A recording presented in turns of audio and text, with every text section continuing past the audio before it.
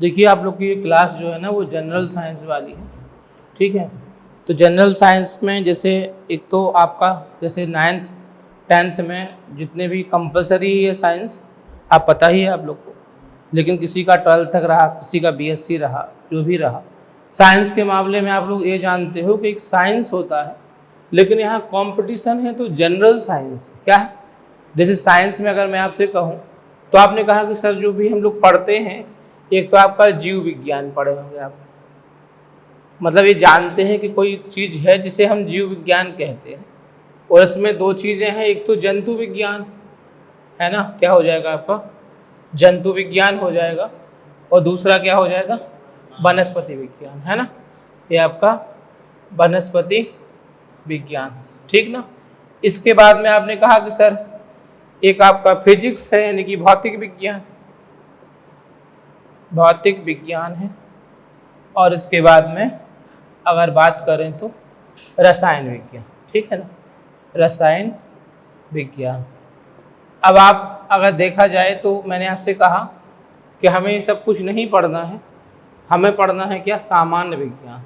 तो आपने कहा सर सामान्य विज्ञान क्या चीज़ है जो हमें सिविल सर्विसेज में, पीसीएस में, या आपने कहा सर लोअर आपका जो है यूडीए एलडीए जो भी है, या यूपीएससी के हिसाब से क्या क्या है, पहले मैं 5 मिनट आपको बता दूं, फिर आपके कोर्स के हिसाब से चलो। तो आपने कहा सर जो जंतु विज्ञान है उसमें हमें, जैसे आप लोग पढ़े हैं अमीबा, पैरामीशियम, एगुलिना, सांप, बिच्छू, मेढक, ये सब कुछ नहीं पढ़ना, केवल एनाटमी पढ़ना। क्या पढ़ना है आपको, मानव शरीर, ह्यूमन बॉडी, ओके। अब इसमें एनाटमी से ही टोटल क्वेश्चंस का 60 to 70% क्वेश्चन पूछा जाएगा। ह्यूमन बॉडी, मानव शरीर, और मानव शरीर का उसमें जो आपने कहा न्यूट्रिशन, और न्यूट्रिशन के साथ साथ डिसीज, जिसका अभी हम सिलेबस आपको बता देंगे। मतलब 70% क्वेश्चन आपका किससे आएगा, एनाटमी से, बिल्कुल फिक्स है। आप 10 साल 20 साल एग्जाम उठा के देख सकते हैं। अभी भी जो एग्जाम आता है तो साइंस एक तो बहुत कठिन है, दूसरा बहुत आसान है। कठिन इसलिए है कि साइंस तो साइंस है, आप जानते हो। आसान इसलिए है कि आप सबसे बड़े प्रैक्टिकली खुद ही हो।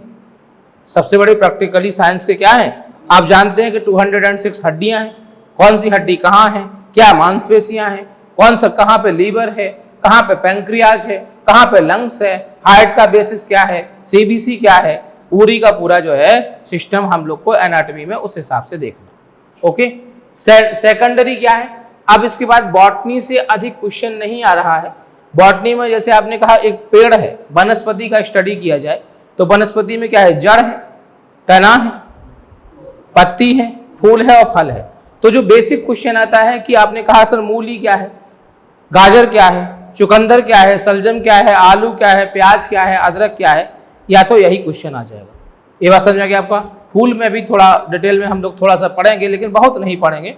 जाइलम क्या है, फिलोएम क्या है, हो सकता है कि कुछ उनके एंजाइम्स, हार्मोन्स भी आ जाएं, तो दैट मीन्स वनस्पति विज्ञान का बहुत कम वेटेज है, आप समझिए इसको। फिजिक्स आप लोग पढ़े होंगे तो फिजिक्स में टॉपिक ही 6 होते हैं। पहला मैकेनिक्स, दूसरा वेव्स, तीसरा हीट, चौथा आपका लाइट, और 5वां आपका जो है विद्युत, और इसके बाद चुंबक। अब इसमें इसके बाद तो ये हम लोग 5 पढ़ेंगे, लेकिन यहाँ कोई न्यूमेरिकल का काम नहीं है। केमिस्ट्री में अगर देखा जाए तो केमिस्ट्री में आजकल दैट मीन्स वो सब केमिस्ट्री नहीं है, केवल मार्केटिंग केमिस्ट्री आप कह लीजिए, जो प्रयोग होने वाली केमिस्ट्री है। जैसे रेसे क्या है, विस्फोटक क्या है, गैसें क्या है, ये बात समझ में गया। पदार्थ की अवस्थाएं, जैसे आप लोग जानते हो सॉलिड, ठोस, द्रव, gas, plasma, Bose, Einstein, condensing तत्व क्या है, एलिमेंट क्या है ना, अम्ल, भस्म, क्षार क्या है। तो केमिस्ट्री उतना ही पढ़ेंगे जितना आवश्यक है, लेकिन हम लोग को सबसे अधिक जो है अपना ध्यान किस पर देना है, एनाटॉमी। ये बात समझ में गया। और इसको हमको जितना भी साइंस है, तो साइंस कोई हम आपको रटा नहीं सकते हैं कि ये साइंस आपका साइंस का सब्जेक्ट है, एकदम आपका क्या है, आपका प्रायोगिक सब्जेक्ट। जब तक आप समझ नहीं लोगे तब तक आपको मजा नहीं ना ही सारे क्वेश्चन बने। और आपको ये 5 फेज में सबसे अधिक जो फेज है वो वेटेज साइंस से ही है, क्योंकि साइंस में ही इन्वायरमेंटल का प्रयोग, जैसे इन्वायरमेंटल जो है भूगोल का भी सब्जेक्ट है, लेकिन यहाँ पर जितनी भी इन्वायरमेंटल साइंस है, कोपेनहेगन से लेके रियो सम्मेलन से लेके, वो सब में क्या है, बिना साइंस के आप उस मुद्दे को समझ नहीं पाएंगे। ये बात समझ में आ गया आपका। तो आपने कहा कि सर इस तो चारों ठीक है, यहाँ पे एक नई चीज आपके लिए जुड़ती है, वो है टेक्नोलॉजी, जो आप नहीं जानते हैं, प्रौद्योगिकी। समझ में आ गया आपका। तो प्रौद्योगिकी में जैसे इसरो का नाम आप सुने हो, DRDO का नाम सुने होंगे, है ना। तो इसरो हुआ, या आपने कहा सर DRDO हुआ, या आपने कहा सर नैनो हुआ, सुपर कंडक्टिविटी, रोबोटिक्स, ये सब जो है। तो साइंस के 5 फेज हम लोग को देखना है। समझ में आया बात कि नहीं आया? क्योंकि यहाँ आप लोग थोड़ा बहुत जानते हैं, लेकिन इसमें बिल्कुल नहीं जानते हैं, तो इसको आपको बिल्कुल टोटली पढ़ना है, जैसे कि आप वहीं पर समझ लीजिए श्रीहरिकोटा में ही बैठे हो, पूरा प्रैक्टिकली, और इसका आज तक का करंट, क्योंकि यहाँ क्वेश्चन आना एकदम सर्टेन है, निश्चित है। एक क्वेश्चन इसरो से आएगा, एक क्वेश्चन DRDO से आएगा, फिर आपका बायोटेक्नोलॉजी, नैनो, रोबोटिक्स। एक्चुअली क्या है कि यूपीएससी में साइंस नहीं आता है, आप लोग को पता होना चाहिए। यूपीएससी में केवल टेक्नोलॉजी आता है, नहीं 19 टॉपिक आते हैं। कितने आते हैं? हाँ, यूपीएससी में 19 टॉपिक हैं, जिसमें ISRO, DRDO, biotechnology, nano, super conductivity, extension, समझ में आ गया, एनर्जी। एक क्वेश्चन एनर्जी का बिल्कुल 100% रखा है, उसमें traditional, non traditional, renewable, non renewable. जैसे अभी आपको जो पहला जो दशक बीता है आपका, डेकेड्स जो है 2011 से 2020 तक, वो भारत को सोलर मिशन पे समर्पित था। उसमें भारत को पूरे विश्व की सोलर मिशन की कैपिटल, राजधानी कहा गया, और भारत ने लक्ष्य रखा था कि हम 20,000 मेगावाट विद्युत जो है 2020 तक प्राप्त करेंगे। अचीव किया 43,000, कितना? लक्ष्य से डबल से भी ज्यादा। तो प्रधानमंत्री मोदी जी ने 2021 में गणतंत्र दिवस पर क्या किया था कि अब ये जो डेकेड्स है वो ग्रीन हाइड्रोजन को समर्पित है। किसको समर्पित है? ग्रीन हाइड्रोजन मिशन को। समझ में आया बात कि नहीं आया? जब साइंस पढ़ोगे आप तो आपको ग्रीन हाइड्रोजन से लेके सारी चीजें हम बताएंगे, बिल्कुल कॉन्सेप्ट से बताएंगे, तब वो चीज आपको क्लियर होगी। समझ में कुछ आया होगा आपको, ठीक है ना। अब इसके बाद में पहले हम लोग एनाटॉमी का सिलेबस नोट कर लें जी। कंप्यूटर वो अलग हो जाएगा, कंप्यूटर में अलग हो जाएगा। एक आध क्वेश्चन रोम रैम या हार्ड डिस्क से पूछा जाएगा, वो बेसिक है। तो इसमें चूंकि ऑलरेडी बहुत लेंथी सिलेबस है, तो कंप्यूटर को यहाँ पे नहीं लिया जा सकता है। होने को तो हर चीज साइंस है, ये बात समझ में गया। तो कंप्यूटर में नहीं पढ़ाऊंगा आपको, एक दो चीज ऐसे ही बता दिया, वो बात अलग है। जैसे साइंस में ही फिजिक्स में विद्युत है, लेकिन इलेक्ट्रॉनिक्स नहीं है। जैसे हम बल्ब तो बता देंगे आपको, CFL बता देंगे, लेकिन LED बताएंगे तो आप कहोगे सर डायोड और ट्रायोड भी बता दो। तो वहां पर बताने का कोई मतलब भाई, एक्चुअल में क्या है कि आप लोगों को ये आप जानिए कि ये है कंपटीशन, और कंपटीशन में ये मायने नहीं रखता है कि हम क्या पढ़ें, ये रखता है क्या छोड़ें, किस पर काम करना है। क्योंकि इतना सब कुछ है, केवल साइंस ही नहीं पढ़ना आपको, साइंस के अलावा इतिहास, भूगोल, समझ आया नहीं या संविधान। आपको तो ये देखना है कि हमारा सिलेक्शन कैसे। ज्ञान बहुत नहीं हो सकता है यहाँ, ज्ञान होता तो फिर हम पूरा जीव विज्ञान पढ़ाते, सबको बैलेंस में रखते। यहाँ पे मेन चीज, लेकिन जब आप यूपीएससी देंगे, ध्यान देना आप, या आप यूपीएससी का पेपर देखेंगे, तो यूपीएससी में तब आप दे सकते हैं जब आप कोशिका को जानोगे, तभी आप बायोटेक्नोलॉजी को समझ सकते हो, जीनोटाइप और फिनोटाइप समझ पाओगे, अदरवाइज समझ में आ गया नहीं आ गया। तो जो हमारा यूपीएससी है वो अलग तरह का साइंस पूछता है, और पीसीएस है, या आपने कहा कि जो भी पीसीएस के थ्रू एग्जाम यूपीपीसीएस के थ्रू होते हैं, लोअर सब यूनिट से लेकर, समझ में आ गया, वो सब जो है उसका सिस्टम अलग है। ये दोनों चीजें अलग हैं, ये समझ में आ गया आपका। तो इसमें कोई यूपीएससी वाला बच्चा है? आपकी यूपीएससी की तैयारी कहाँ तक साइंस रही? हाँ, तो बस वही हमने कहा ना, यूपीएससी नहीं, यूपीएससी वाला को हो तो हम उसको वैसे भी बताते चले भाई, दोनों बातें हैं ना भाई। पहले पीसीएस ले लो, इसके बाद फिर हम भागे नहीं जा रहे हैं, रहेंगे यहाँ पे, ठीक है। एनाटॉमी का सिलेबस नोट करो, ह्यूमन बॉडी, मानव शरीर,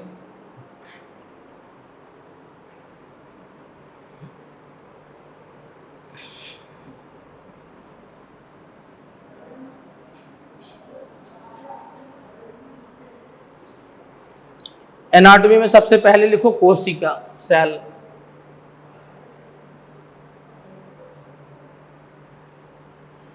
दूसरा लिखिए ऊतक, टिश्यू।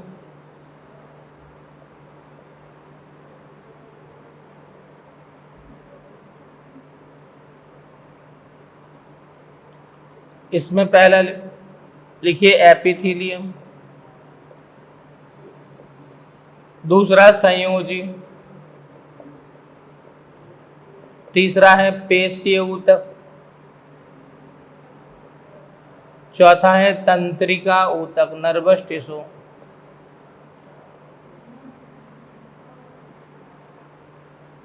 इसके बाद तीसरा न्यूट्रिशन, पोषक पदार्थ है। इसमें पहला कार्बोहाइड्रेट। सेकंड पे आ जाएगा वसा। थर्ड पे प्रोटीन। फोर्थ पे विटामिन।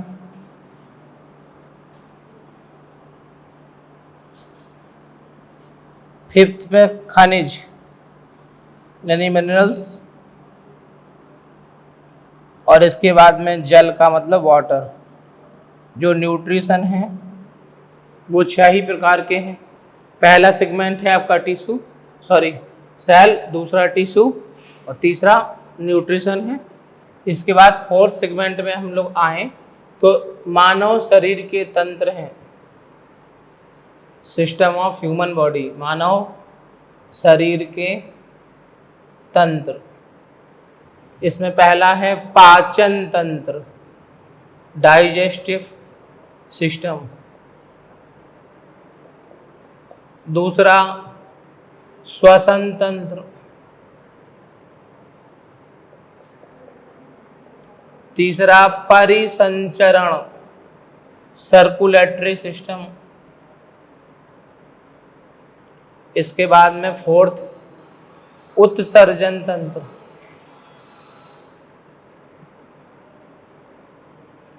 इसके बाद में स्केलेटन है, कंकाल तंत्र।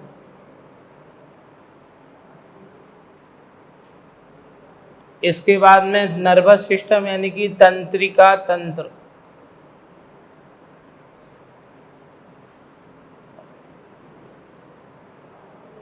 इसके बाद में अंतःस्रावी, एंडोक्राइन।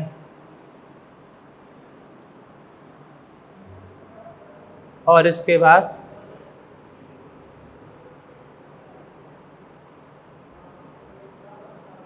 रिप्रोडक्शन,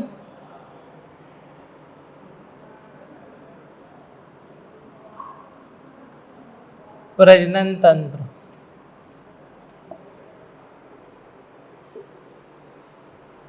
इसके बाद फिफ्थ जो सेगमेंट है वो ह्यूमन डिसीज यानी कि मानव रोग। मानव रोग पहला है विषाणुओं द्वारा होने वाले रोग।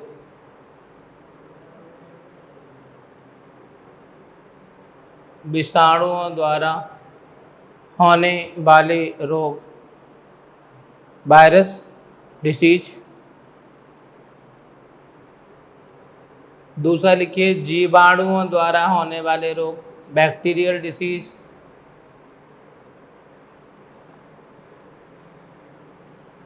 तीसरा है कवक द्वारा होने वाले रोग, कृमि द्वारा होने वाले रोग। हाँ सब मिल जाएगा, सिलेबस का भी मिल जाएगा। प्रोटोजोआ द्वारा होने वाले रोग,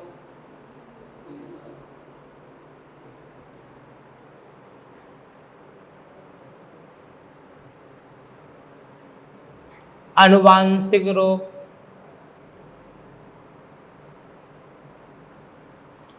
इसमें हम लोग सिंड्रोम पढ़ेंगे।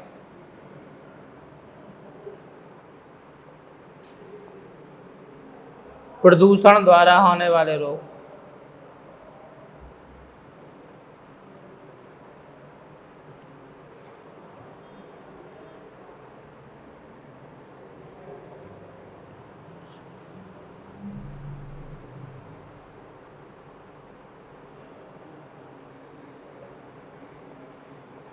मनोरोग मेंटल डिसीज कहते हैं।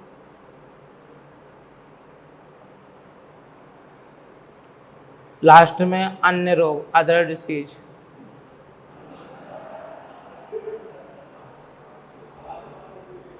देखो बेटा, बॉडी का जो निर्माण है वो किससे हुआ? कोशिकाओं से। जैसे किसी मकान का निर्माण किससे हुआ? ईंटा से। ऐसी बॉडी का निर्माण किससे हुआ है? सेल से। मतलब बॉडी की सबसे स्मॉलेस्ट यूनिट क्या है? सेल। ये बात समझ में क्या आपको? सेकेंडरी ये है कि ग्रुप ऑफ सेल को क्या कहते हैं? टिश्यू। जैसे ग्रुप ऑफ ईंटाज को क्या कहेंगे? बॉल। तो आप ये कह लीजिए कि चाहे हमारी बॉडी का निर्माण किससे हुआ है? कोशिकाओं से। और चाहे हमारी बॉडी का निर्माण किससे हुआ है? और या फिर बॉडी में 1000 खरब कोशिकाएं कह लो आप, या 4 प्रकार के ऊतक कह लीजिए, या फिर 8 प्रकार के तंत्र कह लो। समझ में आया बात कि नहीं आया? तो ये जो भगवान ने हमें गिफ्ट किया है शरीर, उस शरीर में इन चीजों से वो चलती है। ये जो चीजें हैं वो हमारे शरीर को चलाए रखती हैं। अगर इनमें से किसी की कमी हो गई तो इनमें से कोई ना कोई बीमारी हो जाएगी। समझ में आया बात नहीं आया? अब ये जो बीमारियां लिख रही हैं उसमें कम से कम हम आपको 50-60 प्रकार की बीमारियां पढ़ाएंगे। कितने प्रकार की? हाँ, समझ में आया? ठीक है, मतलब कोई क्वेश्चन आपका जाने नहीं पाएगा। तो ये तो है सिलेबस। अब ये सिलेबस की बात ये है कि आप इसको कितना डेप्थ पढ़ पाते हैं और कितना लाइट पढ़ते हैं। अब क्वेश्चन दोनों ही तरह के आते हैं, रटने वाले आते हैं। कोशिका की खोज कौन किया? बड़ी कोशिका, छोटी कोशिका। ये बात समझ में गया? और दूसरा क्वेश्चन कॉन्सेप्ट वाला आता है, तो हम आपको कॉन्सेप्ट भी समझाते हैं और रटाते भी हैं। थोड़ा सा नोट कर लो आप। कोशिका हेडिंग बनाइए, टॉपिक का नाम देखो। कोशिका मानव शरीर की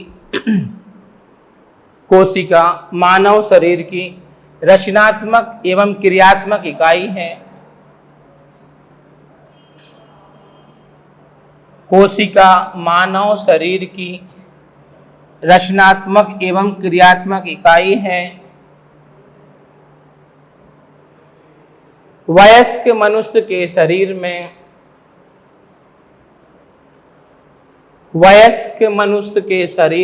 कोशिकाओं की संख्या वयस्क मनुष्य के शरीर में कोशिकाओं की संख्या लगभग 1000 खरब होती है। ब्रैकेट में लिख दो 10 की पावर 14। 1000 खरब होती है। 14 जो कि आकार के अनुसार, बॉडी का आकार, किसी का आकार बड़ा है, खली है कोई, जो कि आकार के अनुसार कम या ज्यादा हो सकती हैं। कम या ज्यादा हो सकती हैं।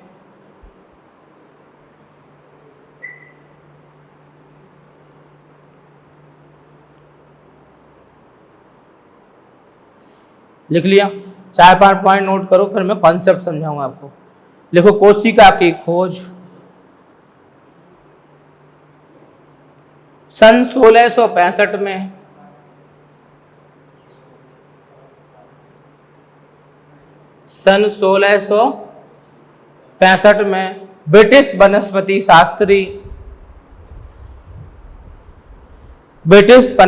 शास्त्री रॉबर्ट हुक ने की थी। ब्रिटिश वनस्पति शास्त्री रॉबर्ट हुक ने, आप लोग जानते होंगे, रॉबर्ट हुक ने की थी।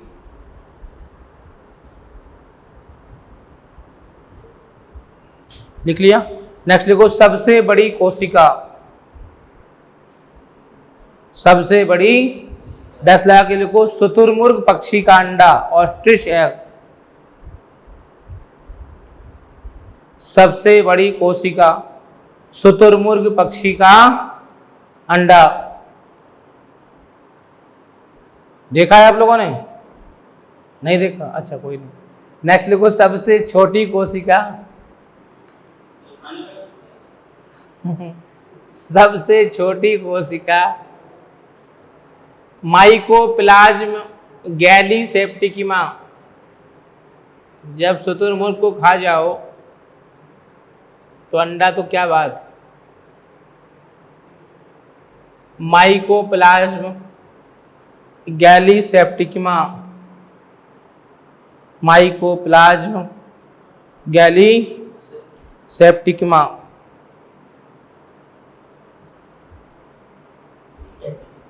सब बताएंगे आगे चल के, ठीक है। अभी क्लासिफिकेशन आप जानते नहीं हो। नेक्स्ट लिखो, सबसे लंबी कोशिका, सबसे लंबी कोशिका न्यूरॉन, ब्रैकेट में लिखिए तंत्रिका तंत्र, नर्वस सिस्टम। सबसे लंबी कोशिका न्यूरॉन, तंत्रिका तंत्र,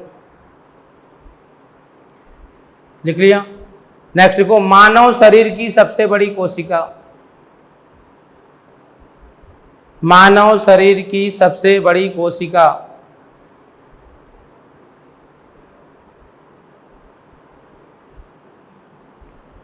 इसमें लिखो अंडाणु, फीमेल में जो होते स्त्रियों में, मानव शरीर की सबसे बड़ी कोशिका अंडाणु। नेक्स्ट लिखो, मानव शरीर की सबसे छोटी कोशिका, मानव शरीर की सबसे छोटी कोशिका,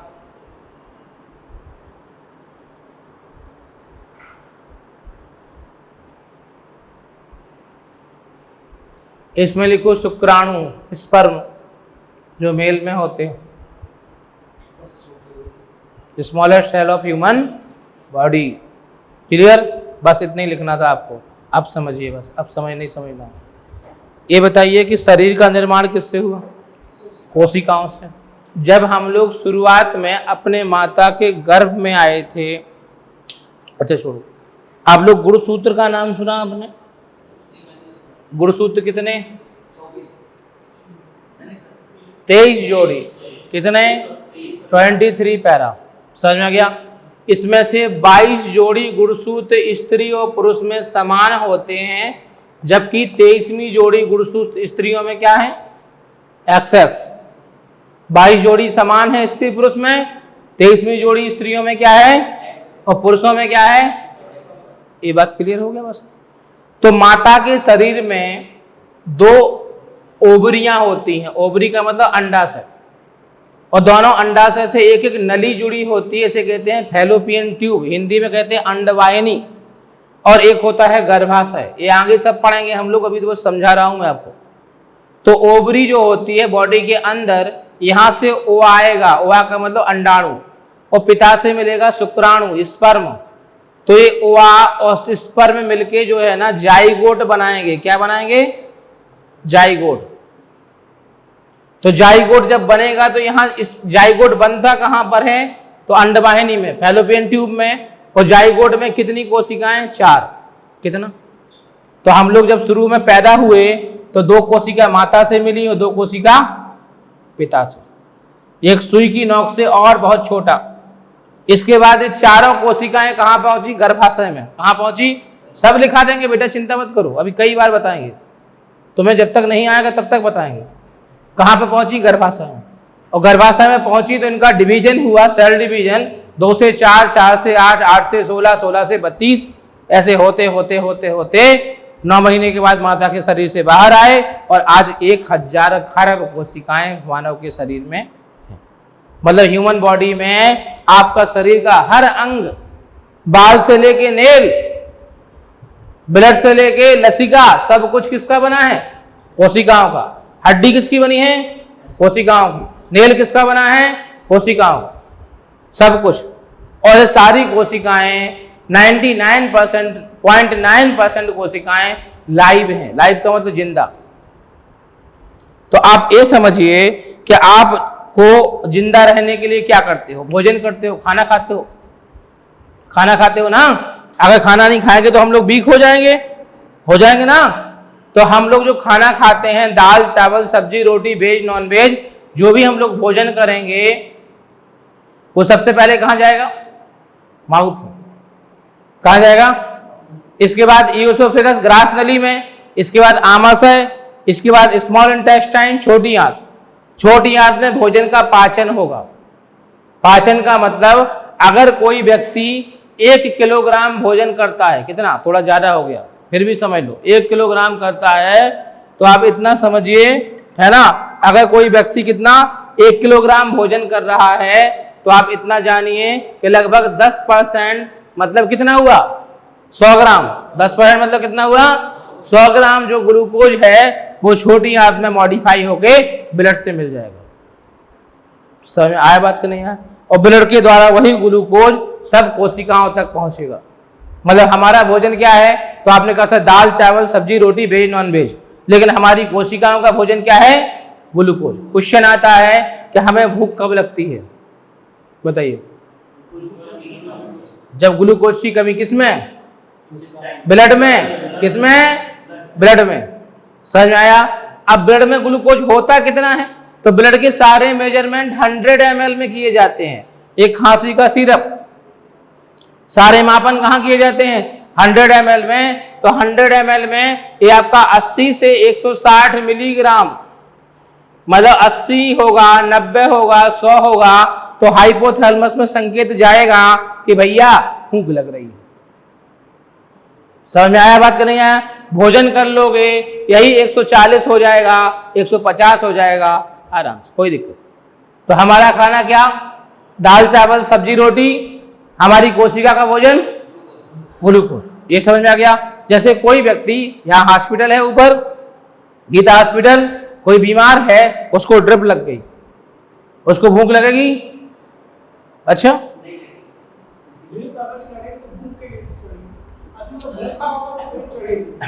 पेट कटाए खाना कहां से खा लेगा, पेट कटाए खाना तो खा नहीं सकता है।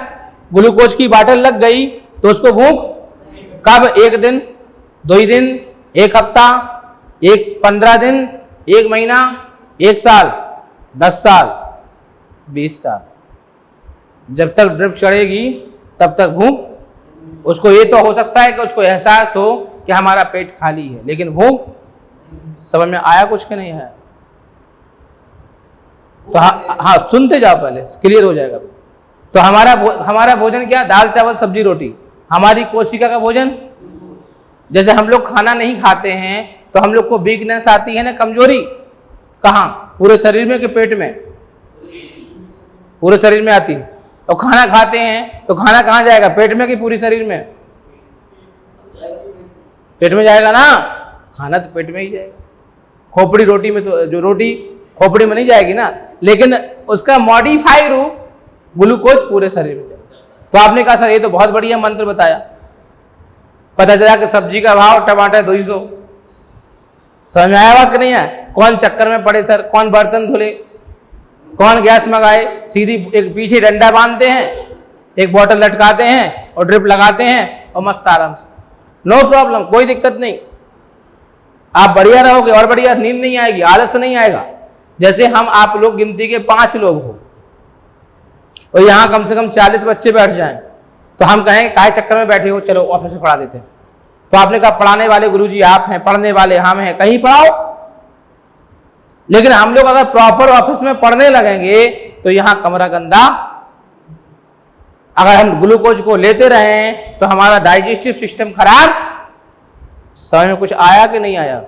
इसलिए डाइजेस्टिव सिस्टम को प्रॉपर करने के लिए हमें फूडिंग, एरोमा शायनू नाम सुना नहीं, मणिपुर की रहने वाली लड़की एरोमा, उसने एक कानून है जिसका नाम है एस्पा, आर्म्स एक्ट फोर्स, 16 साल तक स्ट्राइक किया।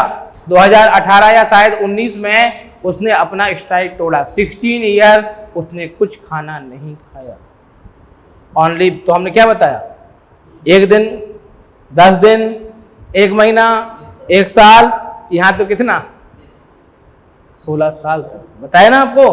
तो आपको अगर ग्लूकोज प्रॉपर मिलेगा तो आपको भूख नहीं लगेगी। अब वो बात अलग है कि भाई खाने जैसा बॉडी काम नहीं करेगी, लेकिन काम करेगी। इतना बात समझ में आया बात कि नहीं है? जिंदा नहीं, बिल्कुल भाई, खाना जो हम खाते हैं उसको, खाना को पचाने में ही 30% एनर्जी लग जाती है। कभी व्रत रहो तो नींद नहीं आती है, देख लेना तुम। खाने को डाइजेस्ट करने में ही कितना 30%, 70% बचा। अब वहां तो खाना को पचाना ही नहीं है क्योंकि खाना ही नहीं है, तो उसमें आलस्य नहीं आता है। जैसे सीएनजी गैस, सीएनजी और पेट्रोल गाड़ी में थोड़ा अंतर है ना, सीएनजी उतना बैकअप नहीं मारेगा लेकिन काम चलेगा। है बात का नहीं है, काम चलेगा, ठीक है, उतना टेंशन नहीं रहेगा, ठीक ना। तो हम लोग का भोजन क्या, दाल चावल सब्जी रोटी जो भी खाते हो, नॉन वेज वेज जो भी आप खाते हो, समझ में आ गया नहीं। हमारी कोशिका का भोजन क्या है, इतना बात क्लियर। दूसरा काम क्या करते हैं हम लोग, श्वसन, रेस्पिरेशन, सांस लेते हैं ना, कौन सी गैस, अच्छा, और छोड़ते हैं कौन सी है, अच्छा, और हम लोग ऑक्सीजन लेते हैं, कौन कहा, साइंस नहीं कही होगी, तुम भले ही गलत पढ़ो तो इसके लिए हम जिम्मेदार नहीं। बेटा ये बताओ, क्या सिलेंडर से नाक लगा के सांस लेते हो, बताओ, नहीं ना।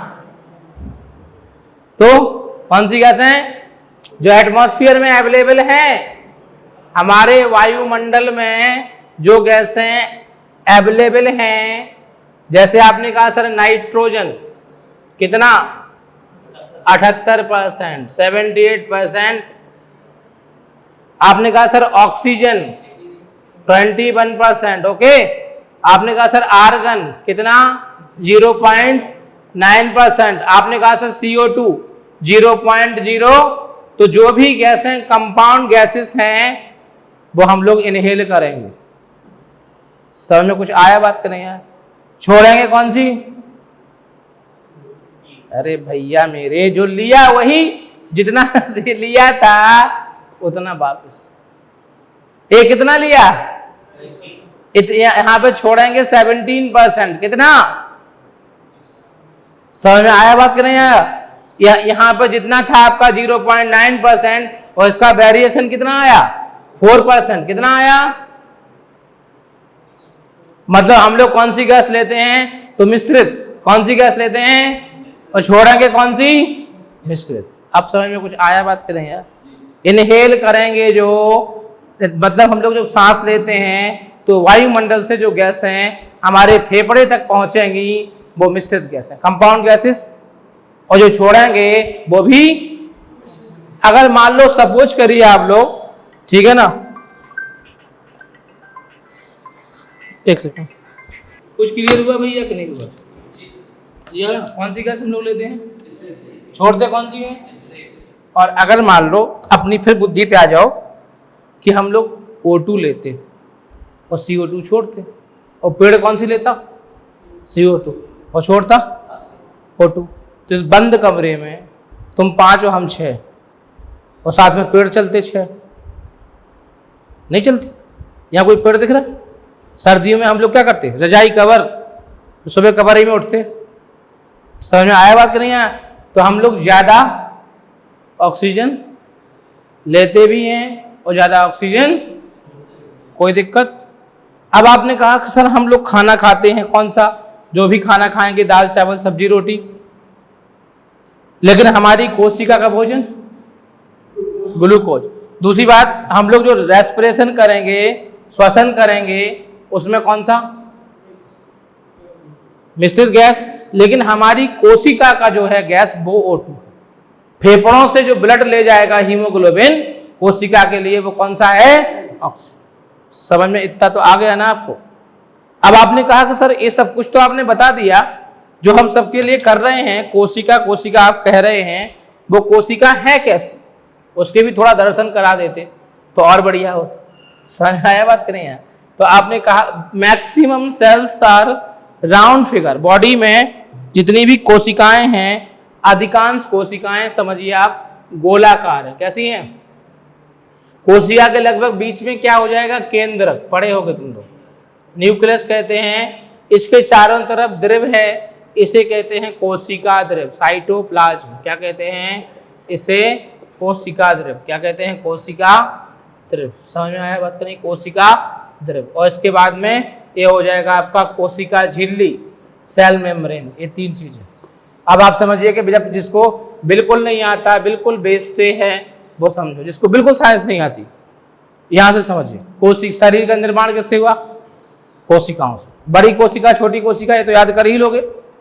तो कोशिका के लगभग मध्य में क्या है? केंद्रक है। चारों तरफ कोशिका द्रव, आधार जाने के लिए क्या हो जाएगा? कोशिका झिल्ली। कौन सा हो जाएगा? कोशिका झिल्ली। ये बात समझ में गया आपको? सेल मेम्ब्रेन, ये 3 चीजें क्लियर हुई। जो वनस्पति है, वनस्पतियों में कोशिका भित्ति होती है। वनस्पति में क्या हो जाएगा? कोशिका भित्ति। समझ में आ गया नहीं? जो वनस्पति है इसमें क्या हो जाएगा आपका? कोशिका भित्ति। भित्ति का मतलब दीवार। Cell membrane, cell wall. और ये बनी होती है किसकी? सेलुलोज की। किसकी बनी होती है? सेलुलोज। यही क्वेश्चन बहुत पूछता है कि सेलुलोज, कोशिका भित्ति किसकी बनी होती है? तो सेलुलोज की। समझ में आया बात कि नहीं आया? अब आपको इसको बना लो ना हो तो इसको बना लीजिए,